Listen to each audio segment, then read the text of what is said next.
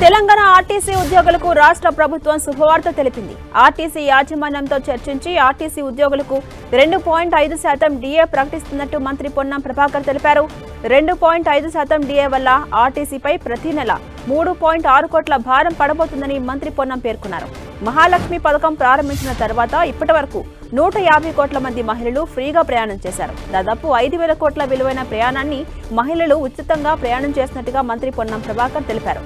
మహాలక్ష్మి పథకం ప్రారంభం తర్వాత మహిళా ప్రయాణికుల సంఖ్య దాదాపు ప్రతిరోజు 14 లక్షలు మహిళలు అదనంగా ప్రయాణం చేస్తున్నారని తెలిపారు. అటు రేపు ఇందిరా మహిళా శక్తి బస్సులను ప్రారంభిస్తున్నట్టు ఈ కార్యక్రమాన్ని సీఎం రేవంత్ రెడ్డి ప్రారంభిస్తారని మంత్రి పొన్నం ప్రభాకర్ పేర్కొన్నారు.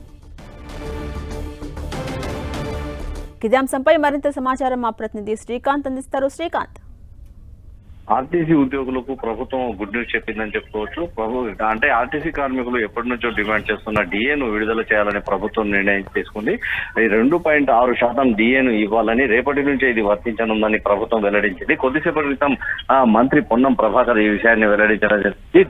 డిఏ అంటే ఆర్టీసీ కార్మికులకు డిఏ ప్రకటనతో ప్రతి నెల ఆర్టీసీపై అదనంగా 3.6 కోట్ల 3,60 లక్షల రూపాయల భారం పడుతుందని పొన్నం ప్రభాకర్ వెల్లడించారు. ఆర్టీసీ కార్మికులు అందిస్తున్న సేవలకు అనుగుణంగా అంటే సేవలను పరిగణనలో ఉద్యోగులకు ఈ డిఏను ప్రకటించినట్టు పొన్నం వెల్లడించారు. అయితే మహిళా సాధికార దిశగా ఆర్టీసీ వేస్తున్న అడుగులను కూడా పొన్నం ప్రభాకర్ గుర్తు చేయడం జరిగింది. రేపు మహిళా సంఘాలకు ఆర్టీసీలో అద్దెకు ఇచ్చే బస్సులను ప్రారంభించనున్నట్టు ఈ పథకాన్ని ముఖ్యమంత్రి రేవంత్ రెడ్డి ప్రారంభిస్తారని మొదటి విడతలోనే 600 బస్సులను ఆర్టీసీ మహిళా సమాఖ్యలకు ఇచ్చి మహిళలకు ఆర్థికంగా మరింత సాధికారత తెచ్చే విధంగా ఈ పథకాన్ని రూపొందించినట్లు పొన్నం ప్రభాకర్ వెల్లడించడం జరిగింది. మొదటి విడతలో 600 బస్సులు, రేపు ముఖ్యమంత్రి రేవంత్ రెడ్డి 150 బస్సులను మహిళా సమాఖ్యలకు అందించనున్నారు.